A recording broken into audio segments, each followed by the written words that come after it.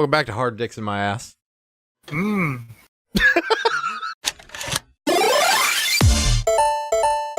The following podcast was recorded live in front of an audience of one. We recently combined the benefits of the Corn Trooper tier and the Undead Host tier, so if any of you are pledged on Patreon at $16 or higher, you can listen to these podcasts as they're being recorded live. And if you're not interested in any of the other benefits being included in that bundle, you can always donate to receive any of those benefits independently. We're working on providing some a la carte purchases in our Chrono store. This podcast brought to you by all the Undead Hosts, as well as Real English Rage, who wrote the following ad.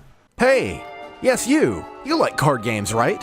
Well, have you ever considered playing the card game The Binding of Isaac Four Souls? It has all your favorite characters like Crying Naked Baby in Basement, Tormented Soul, Angry Guy, a Dead Cat, and tons more. Cooperation, barter, and betrayal. We encourage it.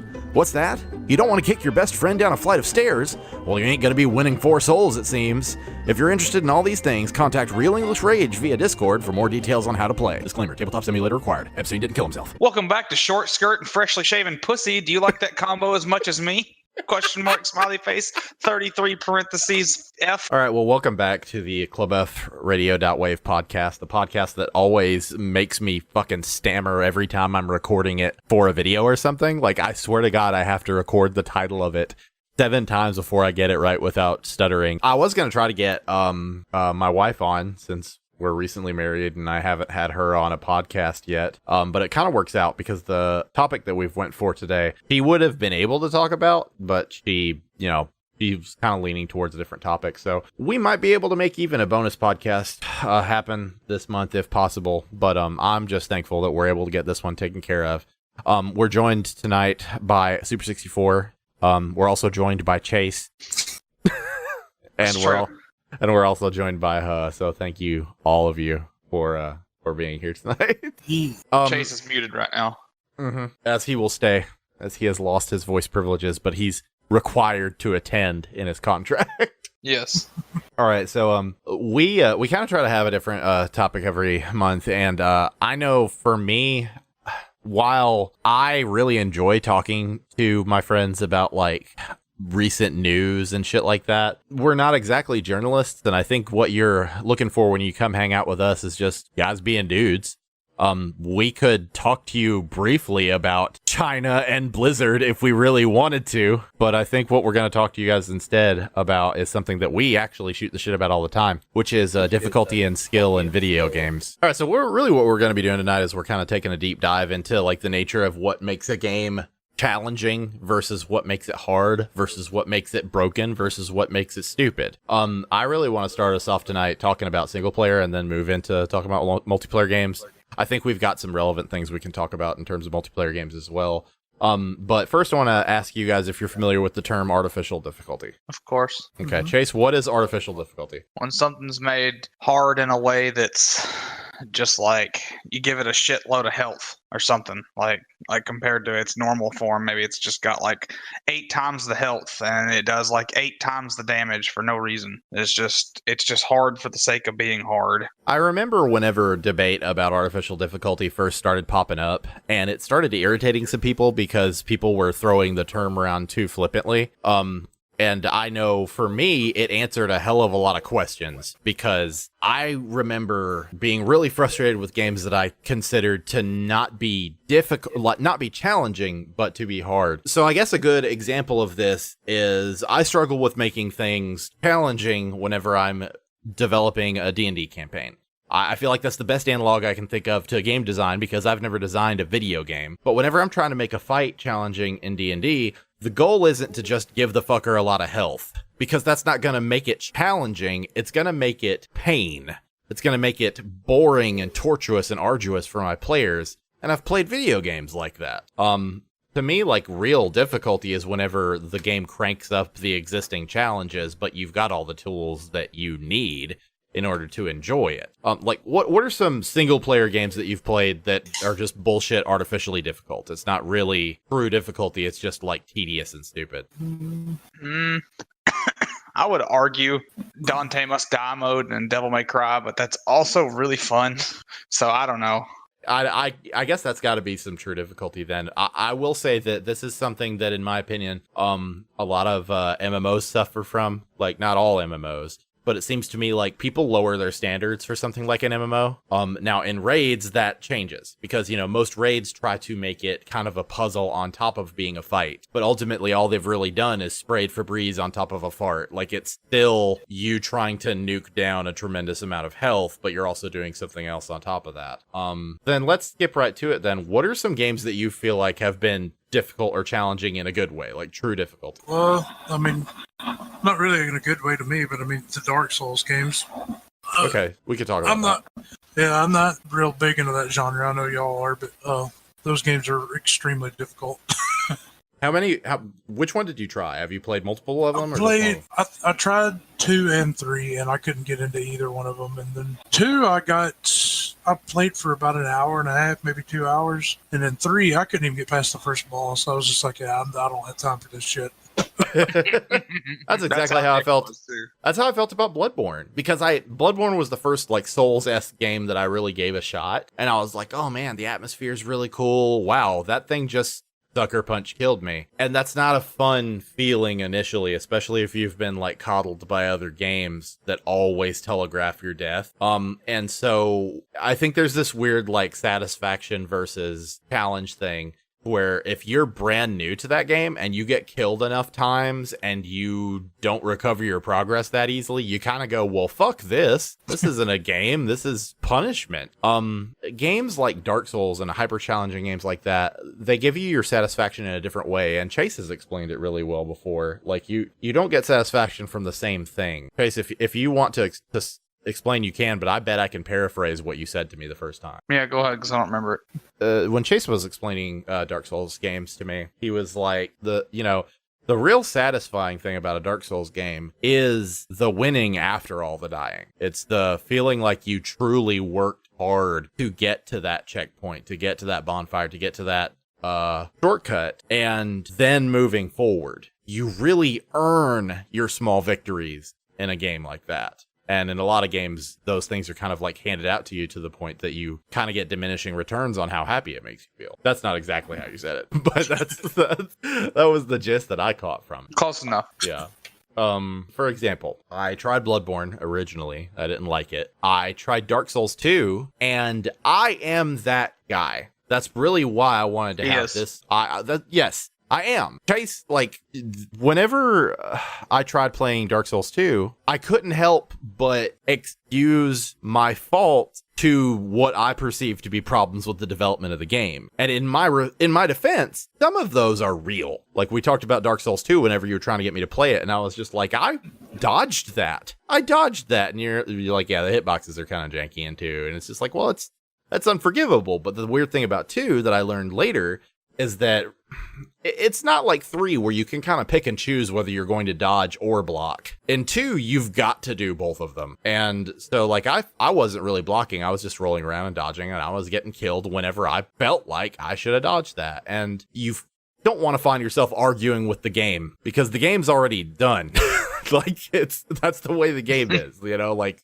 So really all that's going to wind up happening is that you're going to sound like an asshole trying to excuse, well, it's not my fault. The game's broken. Everybody in the world loves that game. So I didn't. Go ahead. I was just going to say, I don't know if I agree with you have to roll and dodge, because I never, ever used a shield in any Souls games ever. But the dodging is kind of janky in 2. You just have to get used to it, and then it's fine. Well, the only reason I bring that up is because the only time I actually made progress in Dark Souls 2 was when I gave up on trying to roll around everything and started blocking. But, to each his own. I talked a little bit about this dissonance between you and me in the most recent Monster Hunter, and that like I try really hard to take this advice, but like it's not always connecting, right? Like, you never had to dodge, and meanwhile I'm just sitting here pulling the hairs of my dick out going, what am I doing wrong? Dark Souls 3 was the first one that I ever really felt that sense of satisfaction that you talk about, though, because like I don't really know what it was. I think that accessibility has become a dirty word. Like, 10 years ago, the dirty word was casual, but that's definitely how I would describe the way I play video games. I whenever it's for my enjoyment, I play it for my own enjoyment. I don't play it to please anybody else. So, my time is precious to me. And I like whenever games that are interesting to me but are less accessible are made more accessible. And to me, like, Dark Souls 3 felt a little bit more accessible. But within the community, that translated to casual. That translated to this isn't as hard as it used to be. And I know, Chase, you've said Dark Souls 3 is the least hard one. Oh yeah, by far. Well, I had this conversation with Tanner the other day. He's not in the Discord. Nobody's gonna know who that is. But anyway, I was talking to someone named Tanner, and he's a big Dark Souls fan, Bloodborne fan, all that. And we were talking about the difficulty in those games too. And he was just like, yeah, this one's harder than this one, blah blah. And I was just like, yeah, my very first encounter with any type of Souls games was Bloodborne, and I beat that game. I beat every boss in that game, and I 100%ed it and got the platinum trophy. And then I moved on to Dark Souls, and I was like, what is this piss weak shit here? Because Bloodborne's way harder than any of the other Souls games, in my opinion. And I had already just curb stomped that game, and then I moved on to Dark Souls 2, and I was just like, this is easy. And played through it, and I played through 2, which has even better hitboxes. So, I mean, they're like butter in that game.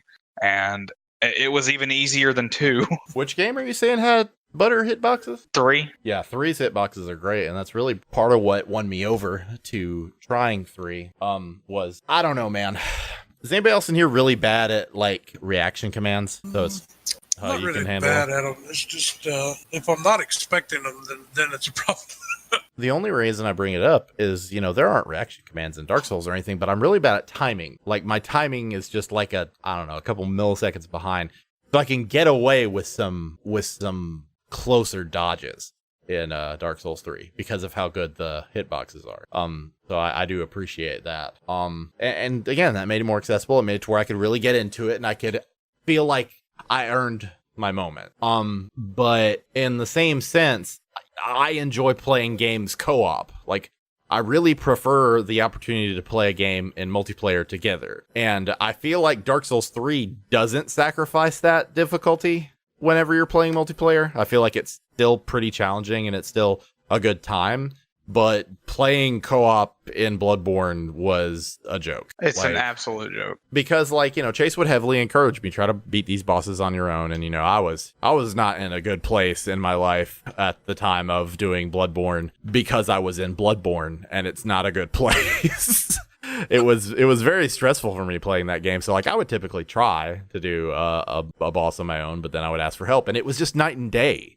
It was night and day. It wasn't like I need a little help. It was either you're going to do this challenge at full difficulty or you're going to hold X to skip. That's really how it felt. Yeah. I mean, as long as me and William were in a fight with you, not only did we know the fights to begin with, so it wasn't going to be hard, even if the AI was fixed, because I knew those fights inside and out. Mm. But they didn't account for 3 players in that game.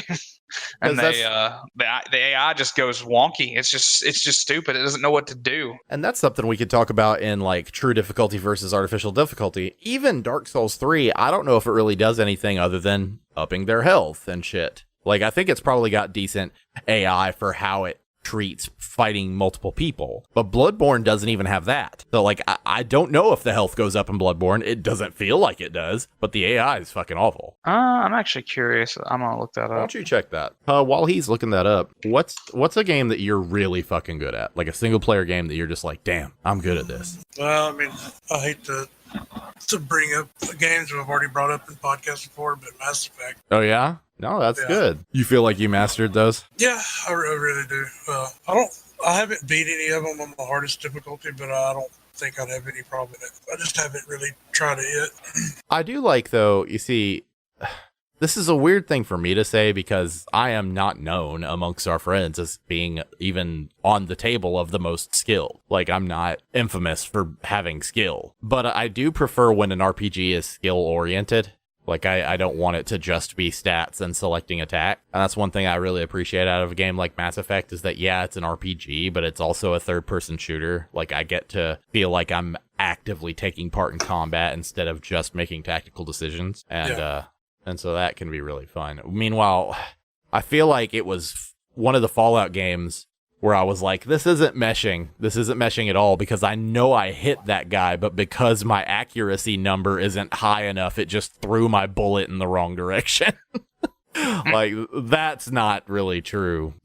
difficulty for me. I made some mod decisions to kind of cancel that one out because I was like, I feel like a lot of the stats make sense, but this one not so much. And then kind of a recent game I kind of want to bring up that's challenging, and especially the end game content, and that's the newest God of War. Oh yeah, Grace played that you, one. When you start fighting those Valkyries, my God, you better be ready. Yeah, I think I only killed one of them, Yeah, but it was hard. I'm trying to think of a single player game that I feel really good at, but that's like truly challenging. I know. I can think of one. I just don't know if you're truly good at it. Well, tell me. Shadow of the Colossus. I'm practiced at it. Well, it's kind of like what you talked about with Bloodborne. You know the fights inside out and out. I know the fights inside and out in Shadow of the Colossus, but I still make mistakes. I've been thinking about streaming that again. Like I've beaten that game like 4 times. I've streamed it once, but it was the last solo game I streamed before we started the Patreon, so I don't have any of the VODs for it. But that is a game that I respect the difficulty it offers. But I'm gonna tell you, the way it ups the difficulty for the additional modes is, to me, I don't know if I would call it artificial or not. I think I would, because in the time attack mode, it's just like, hey, you've got to take down the Colossus in a certain amount of time. To me, that's true challenge, because you've got to do what you were already doing, but you've got to do it with less mistakes. You've got to do it with more finesse. But then the hard mode just gives them more weak spots that you have to stab. So it's just like all this guarantees is that the fight's longer. Mm-hmm. Like, maybe not though. Some of them can be in awkward spots. You know, like you consider the magical weak points they have in the base game, and they're all placed in a certain spot to where it's meant to be a place that's relatively simple for you to get to, I guess. But I've never played on those modes.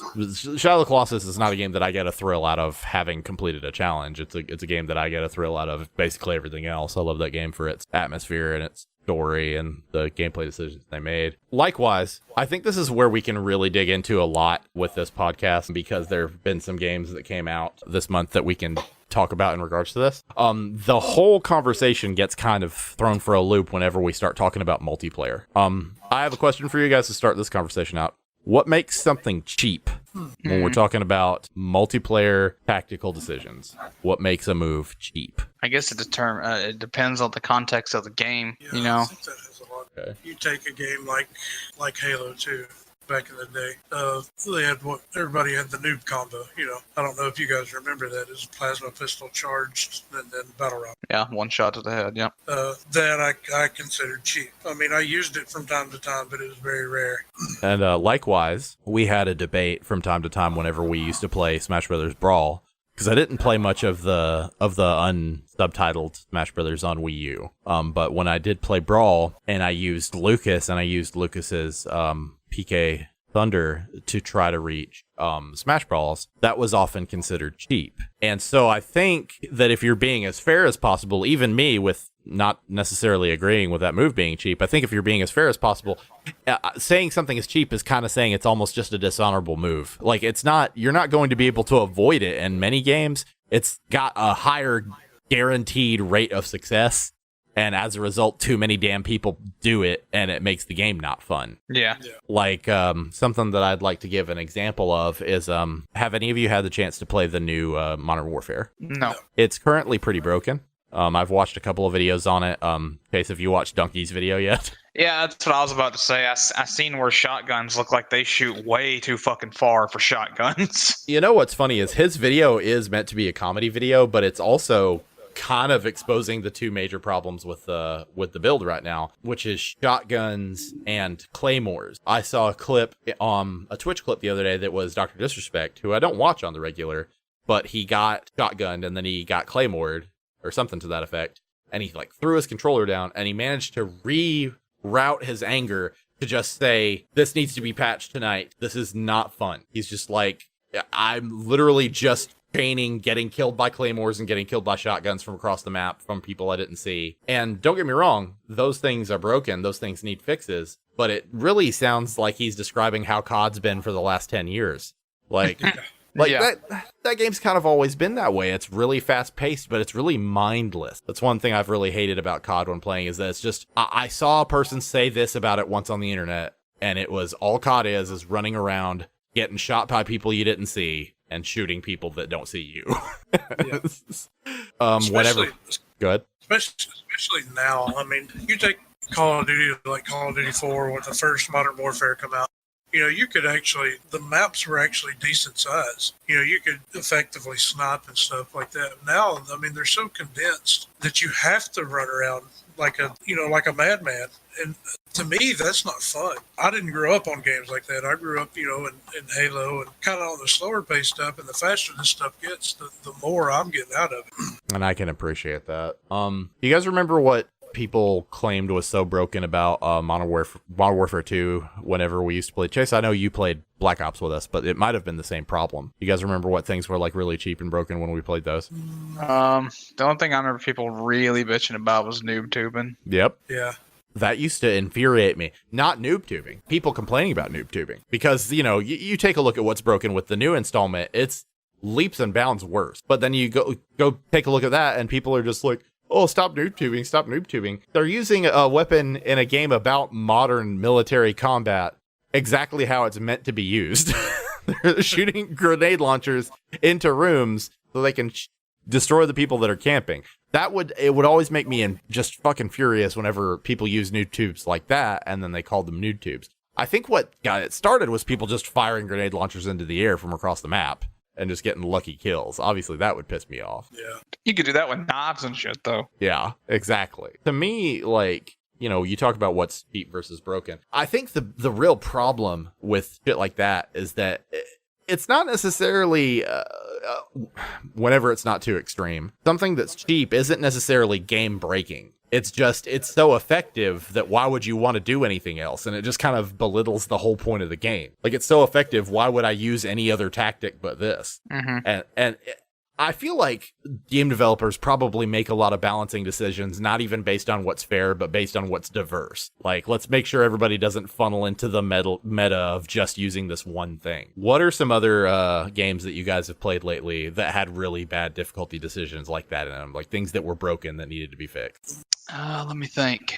Faces, go ahead. There were things in Borderlands 3 that were broken, but I wouldn't necessarily say it took away from my enjoyment. You know what I mean? Yeah, and I guess it makes it different whenever it's a cooperative game and not a competitive game. Yeah. I'm sure some decisions in that game are kind of broken on purpose for it to be silly.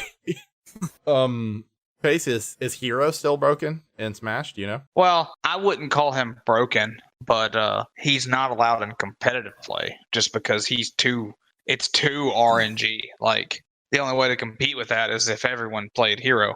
Then you'd be on even fighting grounds. Like, you can't really balance his one-hit kill thing. Right. So I wouldn't call him broken, but he has no place in actual, like, esports competitive play, yeah. Because he's not as skill-based. It's more fun, I guess. Like, that's one of the tricky things about competitive video games, and especially about competitive Nintendo games, is that, like, you are taking a game that's meant to be, like, playing with friends for fun. So there are going to be elements of it that are not perfectly competitive on purpose. Take Mario Kart, for example. There's no way that you could have a competitive Mario Kart circuit amongst, like, professionals, because that's a game that's designed to reward you for losing. so that everybody can have a good time. Yeah. So, I could see Hero in that respect being like, yeah, he's not really competitive, but he's funny. Like, we can't let him in, but, Let's talk about something that's broken in an opposite direction. Oh, yes, please. The old loot cave in Destiny 1. Now, obviously, that was fun as fuck for us, but Bungie's just at their headquarters ripping out their hair going, we gotta fix this. This isn't okay. I'm really glad you brought that up, because I remember there was so much wrong with that situation. Because on the one hand, the reason people were so excited for the loot cave is because I feel like at the time, loot was kind of a pain in the ass to get. Yeah, like, it was. And so of course people were going to abuse it. It's kind of like the whole, like, is it broken or not? If it's going to work and I'm not having fun doing it the way I'm supposed to do it, I am going to do it this way. Like, moments like that should really expose the game and prompt the developers to fix a sincere problem. A similar issue is back whenever I used to play Grand Theft Auto Online on 360, we would kind of halfway cheese RP, because you had two currencies. You had money and you had rep.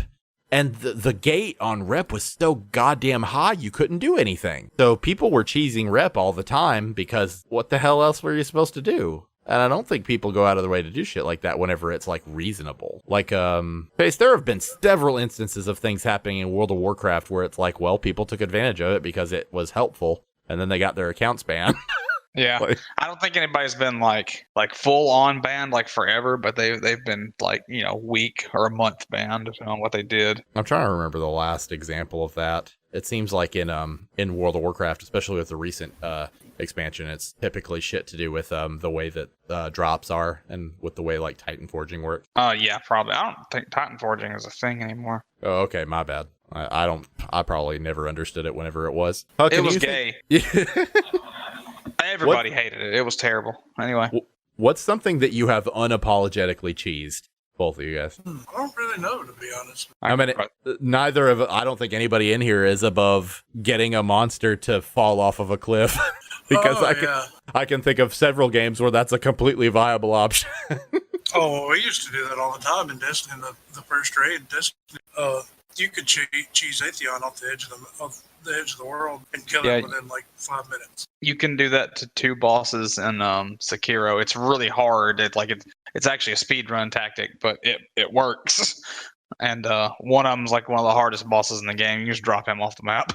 I kind of feel like when cheesing is something that you really have to go out of your way to do, and it doesn't necessarily even save you that much gameplay. Yeah, that's kind of a dick move. But like, if it's like super fucking hard and you can just make it happen, God, it's gonna be delightful. It's like Christmas. But I remember whenever Drew and I used to do Guild Wars endgame runs, Guild Wars 2 endgame runs. The people who we'd run with would always want to cheese the shit, and I had half the dungeon. Yeah, and I had mixed feelings about it. I really did. Because on the one hand, I was like, this sucks. I'm playing this game for a reason. I'm not really playing this game for the drops. I'm playing this game for the game. But on the other hand, the way that they did drops on that in-game content was stupid. It took way too fucking long. What's funny about that particular situation is we were younger then, playing Guild Wars 2, and the other people in your party were probably people like you now, who's like, I value my time, I want to go through here, fuck off. Exactly. And I completely get that too. I think that more developers need to just respect that and give you options to circumvent things like that instead of like, I don't know, tempting you to cheese things. But I don't know. What the fuck do I know? What are some? Go ahead. With when me and Drake would run raids in Destiny, we'd pick people up and run them through, or whatever, and we'd get the boss fights, and they'd be like, "All right, let's cheese," and then we'd fail like 4 or 5 times, and then I'd be like, "We could have killed him legitimately," in the time mistake. There's some people just take that shit too far, in my opinion. Yeah. Yeah, I gotta agree. What are some games that you're really fucking good at? Multiplayer games this time around. Halo 5 SWAT. Hell yeah. My bread and butter is probably going to be just about any shooter. And particularly probably Halo C, probably my best. Cool.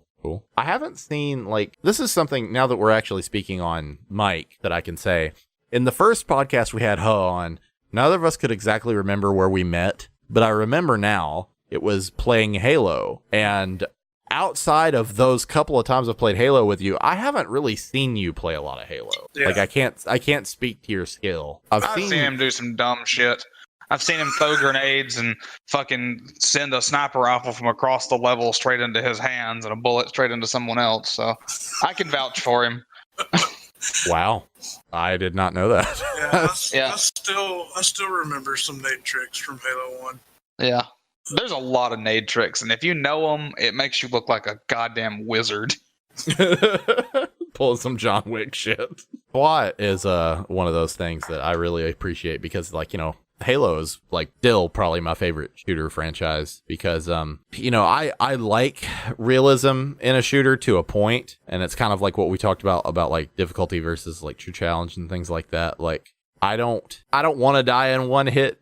Exactly, but I want to feel proud of myself for killing somebody, and I want it to be easier to do. And I just feel like Halo SWAT really hits all the right buttons for me because it's still technically sci-fi, it's still technically semi-realistic, and I have a good time with it. But the last one I really played a lot was Halo Reach, and I've seen Chase play Halo SWAT on 5, I guess it was. Yes, it's probably the one I've played the most. Chase used to stream that a little bit on our channel, and for a long time, I was our channel's really more comedy focused. None of us are really good at video games. And, they've all given me shit about how bad I am. But I was like, yeah, well, none of us are really good. And then I watched Chase play SWAT that one day from his perspective instead of just getting killed by him all the time.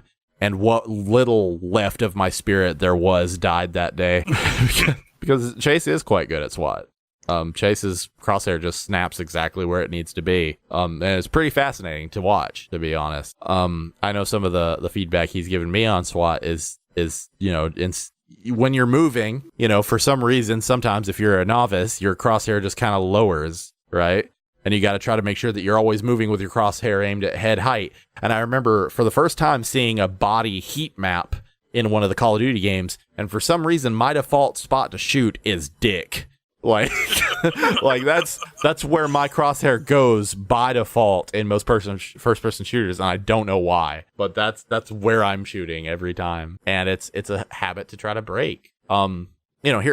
Lately, I feel like I'm actually able to practice and get good at games. That's kind of the purpose of the Gatsby Gets Good stream, is that, before, I felt like I was just making the same goddamn mistakes over and over and over again. But, lately in my life, I feel like I've got my head on a little bit straighter, and I'm able to actually take feedback a little bit better. And I'm really excited to play some more Halo. I really, really, really, really, really, really want to play the Master Chief Collection whenever that drops on PC. And get killed by Chase and SWAT. Yeah. Well, real quick, talking about something like SWAT where you die in one hit. Going back to earlier when I was talking about Dante Must Die mode and stuff, it's actually not Dante Must Die mode. It's another one called Heaven or Hell in most of the Devil May Cry games. And in Heaven or Hell, everything in the game dies in one hit, but so do you. So there we go. If you can style real good with Dante, you can look amazing in Heaven or Hell. Because if you can dodge everything and just keep shooting, keep blasting, cutting up demons, whatever, they die in one hit. But if they get one on you, you're dead too. I can get behind that. I feel like that's got to be true difficulty, because that really exemplifies what skill that you have. And I'm not saying it's easy. Like, developers have a lot of different strings that they got to pull to make something truly difficult, and I feel like that's a cool mode. Yeah, and I feel like they put that mode into those games to make you actually feel like Dante, because like in all the cutscenes, he's just a suave ass motherfucker that never gets hit. So like they made a game mode for it.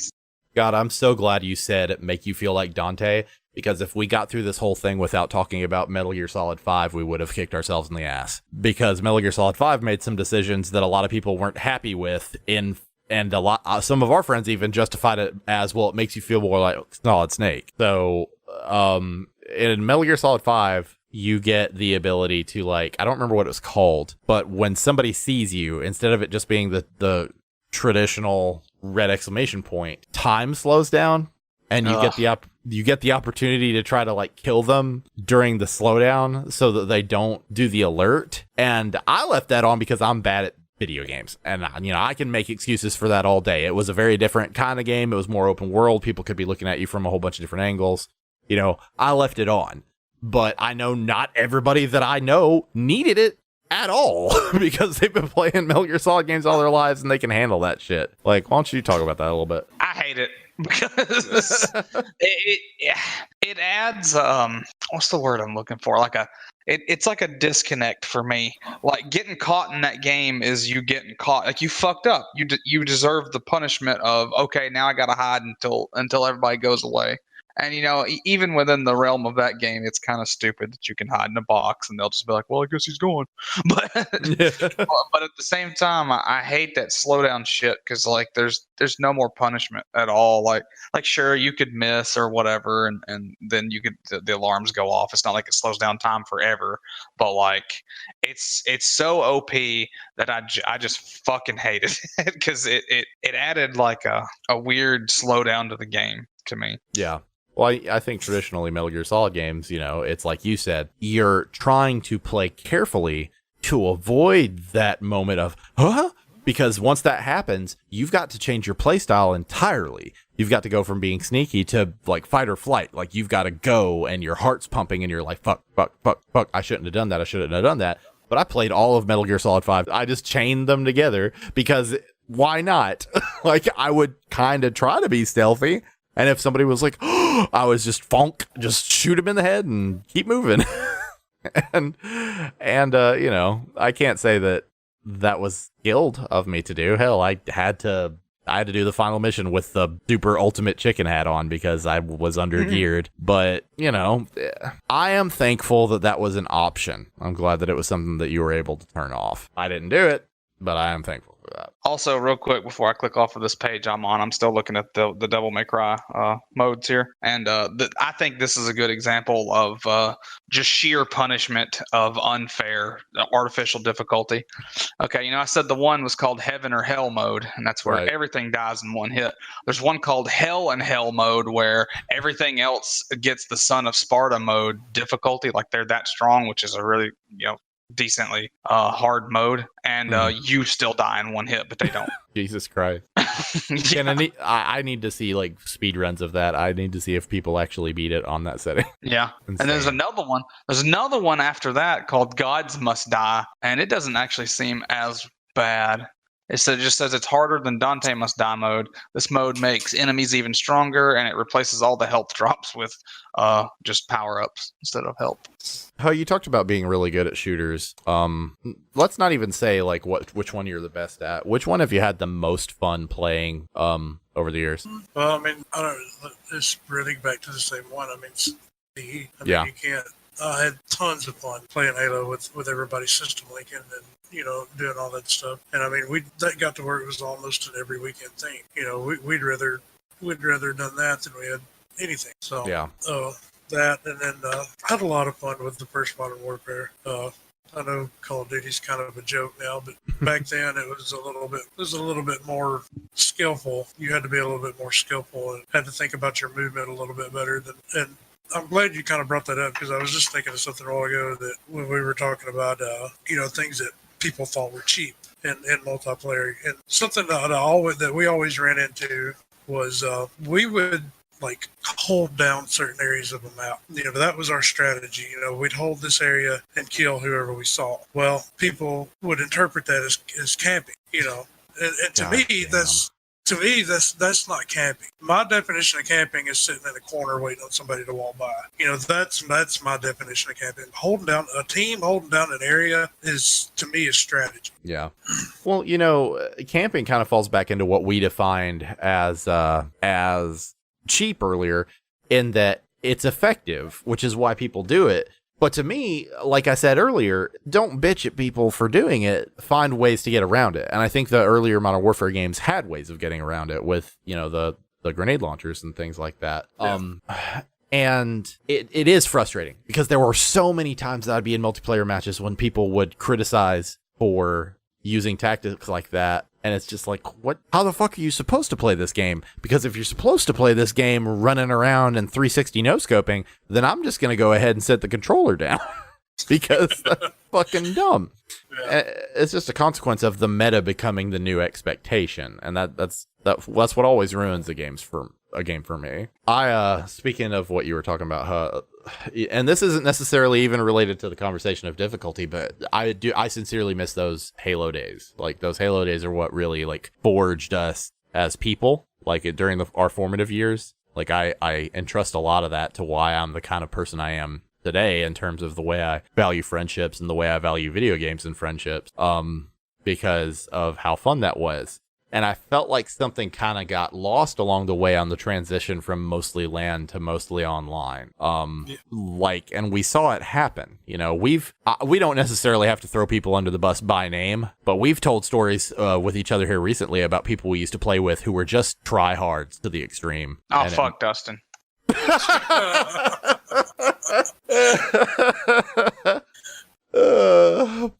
I hope he watches this episode. He was a pussy. That's another term that we can try to define as tryhard, because I've seen it used as a slur. I've been offended by it, but I've also laughed at it, at how stupid it is. What's funny is it's been replaced. Like, now it's sweaty, or it's a sweaty tryhard, but yeah, I usually hear people like say you're shorten it to sweaty. Yeah, you're a sweat, and I think that's fucking retarded.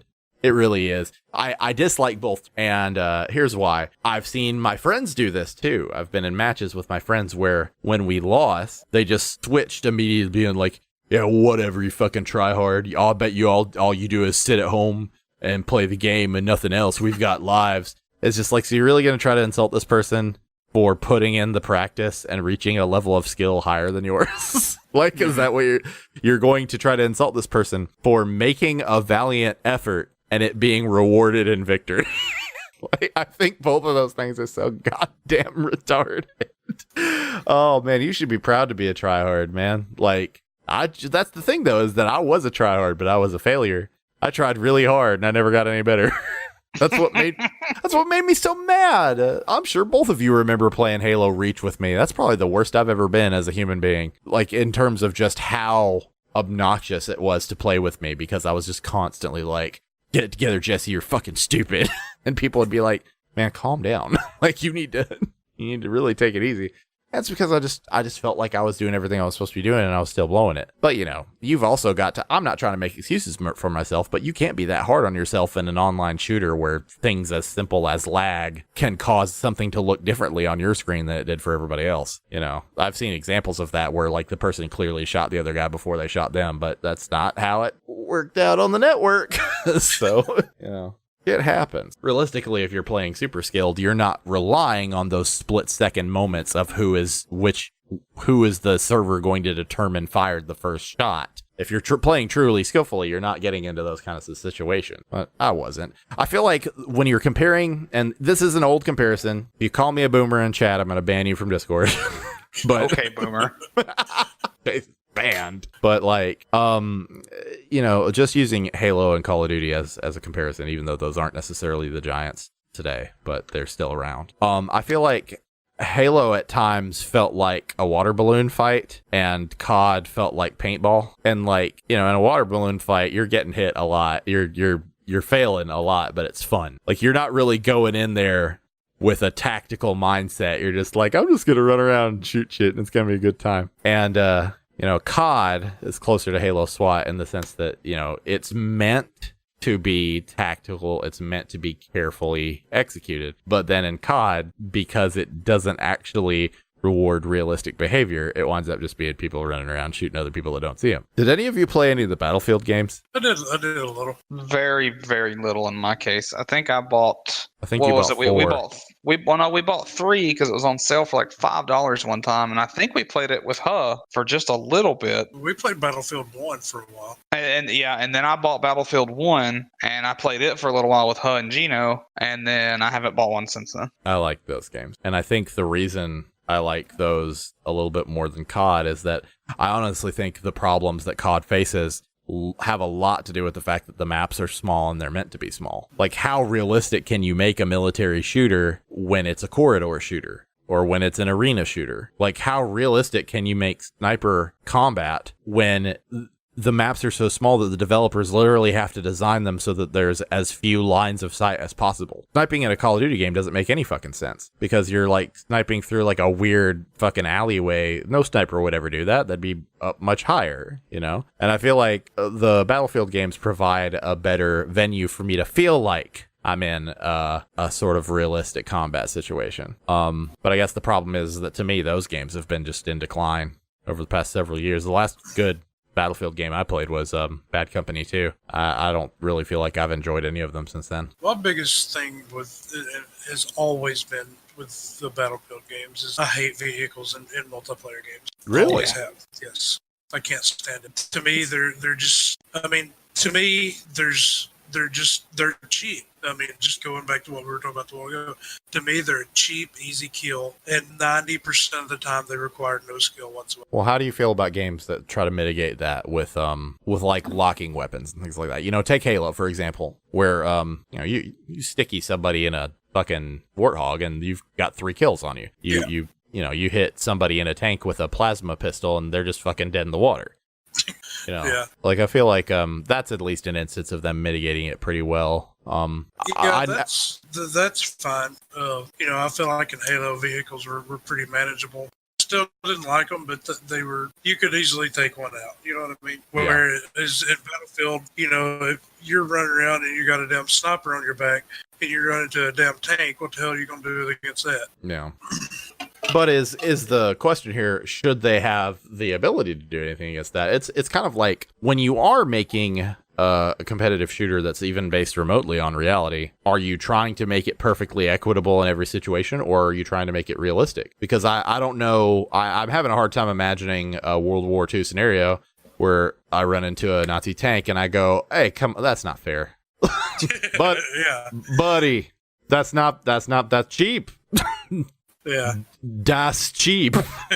That's, Yeah, I mean, I get what you're saying, you know, about, you know, realistic wise. It's just, I don't know. I just hate to me, it's just, I don't know. It's hard to explain. of course. Really like Multiple- what Soup's doing down here in the text chat, by the way. Oh, it's very typical of Soup. I'm glad to see Soup back and picking on me. Because That's not Soup. You're talking about the emotes. That's not him. Oh, that's Oh, Shakuris. You know, it's really funny that it is Shakuris because I was literally just about to say it's good to see Soup picking on me because mostly it's been Shakuris lately, and then it's like, oh no, those emotes, Shakuris. So in terms of multiplayer games that I'm good at, like the only multiplayer games that I've really felt like I've been good at my entire fucking life have been racing games. And I don't really have a lot of friends that play racing games. And I'm kind of thankful for it because the moment they decide they're into racing games, they're going to show me how not good I am at them. That's something I've always been worried about.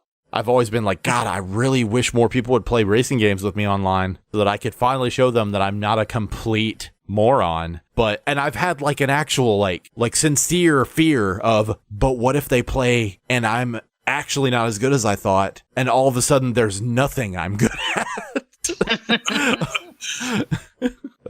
Like I know I was gonna try to play I don't remember the name of it, not Project Gotham Racing, but whatever it was, the typically Xbox exclusive Forza, Yeah, the Forza games. I was gonna try to get into those and play with Gino, our friend Gino. I got a demo of one of the Forza Horizon games on PC, and it had crossplay between PC and Xbox, and I was like, oh fuck, this is cool. It didn't run good on my computer at the time, so I didn't ever look into it further. But those are games that I enjoy sincerely well in terms of the level of difficulty, because those are about reaction time, and sort of like making competitive decisions and making risky competitive decisions. But my favorite racing game of all time has actually been the racing mini games in Grand Theft Auto Online, because somebody races really aggressively and pisses you off, and then you just ram them into a wall while your friends beat them, and it's just hilarious. I can't think about GTA 5 racing games without hearing Huffy in my head go, there's rocket cars in this game? He would say it every fucking time we got a rocket car game. The thing I remember him saying all the times if we would be racing and he'd wreck somebody and be like, he'd go, oh, I was in my lane. Yeah. That too. What are you doing in my lane? Get in your lane. Oh, man. But going to racing games, man, we used to, I think it was Forza 3. A bunch of us on Xbox 360, we would actually just drag race. We wouldn't do like circuit races or anything. We would get on there, we would build cars, and then we would drag race to see who was faster. That's cool. We had a lot of fun doing that. And again, this is just exposing my age. I don't want to get to the point to where all I fucking talk about are old games, and I don't want to get to the point to where my standards are set by what I grew up with, and nothing's ever going to beat that. But that said, nothing's ever going to beat Need for Speed Underground. And I do wish they would even approach how good those games were, because every time they try to like resurrect that, they blow it. Like, I feel like there was a Need for Speed game that came out recently, and who knows which one I'm talking about, but it seems like every time they come out with a Need for Speed game trying to like reclaim their fucking glory days, all they do is shit the bed. And it's because EA, like, it goes right back to what we... Ian. It's because of Ian, fucking asshole. It was so much better before Ian. No, to provide an example. No, I'm not gonna provide an example. Jesse, edit that out. Make it sound like you're not half as stupid as you are. Man, Underground 2 was so good. It Yeah. was such a good game. You know what's funny? I never played Underground 2, but I played Need for Speed Underground Rivals that I didn't find out until later was just Underground 2. It was the PSP version of Underground 2 without the open world, but it was all the same like tracks. And so it was just fucking beautiful. It was the best racing game I've ever played, and I had it portably. It was so fucking fun. One thing that I love sharing this story about Need for Speed Underground games. They had really bad rubber band AI to the point to where like the AI's performance wasn't based on physics at all. Like it was I love sharing this story because it's like something out of fucking Dragon Ball Z. I was topped out at like 200 miles an hour with my NOS on, and the whole world around me was a blur, and I was in first place, and I was like, fuck yeah, I've got this. And then something just slides up in my field of vision from the left and just starts buzzing around me like a fucking hummingbird, and it's another car. Clear as day. It's like those fucking scenes in the new Star Trek movies when they're getting overtaken at hyperspeed. and then it hits its NOS, which it was not yet using, and just blasts me back in time, man, and just obliterated me. I'm pretty sure I didn't play for another week after that. I was furious. Yeah, they've started putting this catch-up mechanic on to where you don't need to be beating the AI by 30 seconds. It's got to be a lot closer than that. I don't know why they've done that.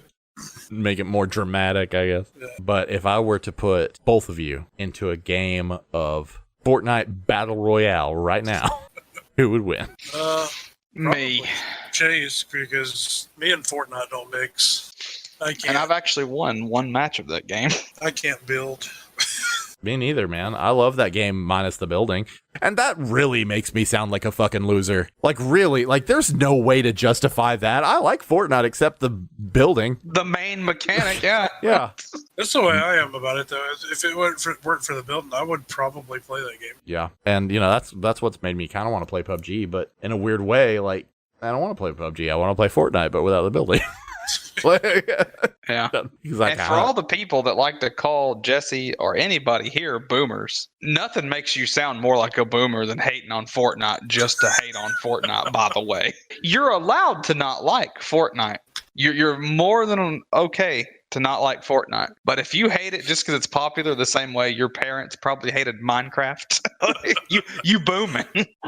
Did y'all see this? This is totally off topic. Did y'all see that article today where, or I think it was a Twitter post, this dude was saying that calling people boomers is pretty much the equivalent of using the N-word now? Yeah, because like all the responses was that John Mulaney skit where he's just like, if we're talking about the badness of two words and you won't say one of them, that's the worst word.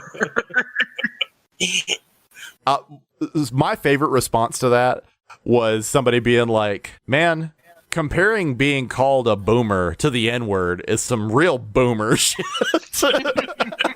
Yeah. God. It's funny how, like, literally overnight, I went from cringing at people saying, okay, boomer, to it being a regular part of my vocabulary. But it's mostly because of my recent shit I've been dealing with. Hold on, I'm gonna put this picture in the text stream. In the text stream. You can include it in the whatever if you want to, but if I don't give a fuck. It's just funny because I sent it to William and them today because Higgy has taken it upon himself to call me old every chance he gets since I picked on him about My Hero for so long. Right. And I sent them this today. You don't mean that. Yeah, you don't mean that. That's how I felt whenever when Shakuris called me a boomer the first time. I was just like, son, I'm an elder millennial.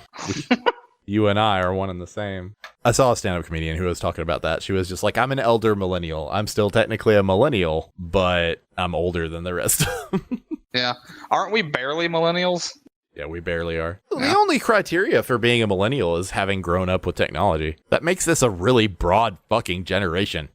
Well, not necessarily. It's there's certain years. There's like some year ranges. Well, having like all of these. Okay, I need to clarify. Having grown up with the internet is what I really meant to say. because even like pulleys and levers are technology. Yeah, okay. That makes way more sense. Yeah. Millennials were born. Okay, Soup is clarifying. Millennials were born before 1995. I'm sure Yeah, and people then after born. that it's Gen Z, isn't it? Yeah, that's what he said. And it's a fun topic. This is an interesting distinction to make, so I'll go ahead and make it. I don't care if we're on topic or not, because I really prefer when podcasts are more casual anyway. This topic shouldn't be considered political, but I'm sure some people would say it's political. We don't talk about politics in our podcasts or in our streams, but it is something that affects us because, like, goddamn, if the internet isn't inundated with people being like, oh, millennials are lazy and millennials are this and millennials are that. Meanwhile, I'm working 2 jobs and living with my fucking mother-in-law. Like, all right. Okay, boomer. All right. What are some other main things that we should probably hit while we're talking about difficulty and skill in video games? Because we Super don't Mario have Kaizo. Ooh, I actually do want to talk about that. Wait, what? What? I didn't hear you. Chase, why don't you explain to Ho what Super Mario Kaizo is? I think it's described in the Bible as hell. Basically, it's custom Mario levels that people have made over the years, and I'm not even talking about Super Mario Maker for the Wii or the Switch. Like people have been making these for a long time, just straight up ROM hacks of just retarded ass impossible Mario levels, and people speedrun them like they ain't shit. And it bothers me that people are that good at them. Like you just have to watch one to. I cannot describe to you the sheer skill it would take to beat one of those levels, and how many times you'd have to die before you figured out an entire level for the first time.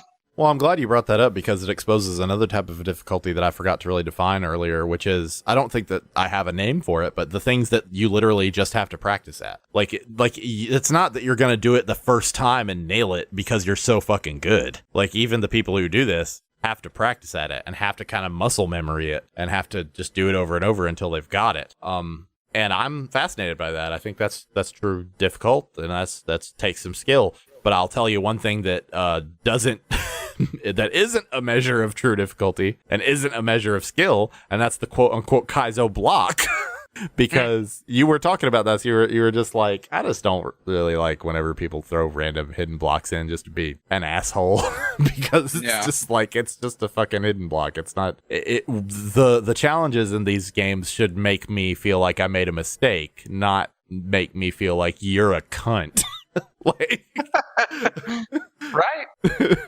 But you know, going back to practice, my first girlfriend didn't really play video games, and I got her into playing video games. She got a DS, and she was playing Mario, and she would rage quit so much, and I had to be like, listen, like, Mario games are, they're about skill too, but they're also about playing the level until you know the level. Like, you know, that's a universal thing. That's not going to just be for you. That's going to be for anybody. And, you know, she eventually got really fucking good at those games, like incredibly fucking good at those games. It's just, sometimes it just takes practice. But, you know, sometimes it also takes not being a clumsy fool. Like, you know, like, for example, this is a stereotype that is typically true, but so many women that I've known that don't play video games that are trying to get into video games, their biggest obstacle is just using both analog sticks at the same time. Like, I've talked about this multiple times. It's just like, listen, you're halfway there. The biggest hurdle you're going to have to get over is left brain, right brain shit. Because you need to be able to control your camera and your person at the same time. That's why my ex was able to play third-person games just fine, but for first-person, she could not handle it. Yeah, exactly. Yeah, every girl I've ever introduced to video game, or a shooter anyway, has had that exact same problem. Like, they just can't handle it at first because they've never done anything even remotely like that. Yeah, and that's not to say that they'll never be able to handle it. It's not even necessarily a girl thing. It's a new to video games thing. Yeah, like, exactly. So much of shooters, for example, like I always explain it like this. Every shooter that's ever been released on console expects that you've played one before. Like, it's because if you don't learn to do that left brain, right brain shit with the sticks at a young age, it's a really hard skill to adopt. Like it's kind of like something that it really has to be trained into you at a young age, you know. And when we started playing shooters on console, it was fucking GoldenEye, which was not a twin stick shooter. And then Halo came out and it rocked our world. So, you know, I'll say this, and Chase and I have talked about this already before. If there are any like hardcore bro-op fans listening to this podcast right now that do not like Halo, you about to get to know us because like there has always been a huge dissonance between what our fan base enjoys in terms of games and what we enjoy in terms of games, and it's just a consequence of the fact that we got big off of Starbound. And somebody, I need to go find it. Somebody made a Venn diagram the other day as a meme that was just what bro-op likes, what bro-op fans like, and it was just the broadest fucking Venn with the only thing in the middle was Starbound. But you know, when Master Chief Collection comes out, I want to dive into that, man. Fall makes me miss two games specifically. Fall weather literally makes me want to play Fable 2 and Halo Reach every time. If Fable 2 was already remastered on PC, I would have streamed it by now. God, I honestly would have to. Three's such a fucking trash fire. Yep. But fall has already come and gone where I live. It was really crisp and cool there for about 2 days, and now it's fucking freezing. Oh man, that's fall. Oh man, that's fall. Well, thank you for attending this our TED Talk on difficulty. I'm sure it's been real difficult to listen to. Epstein didn't kill himself.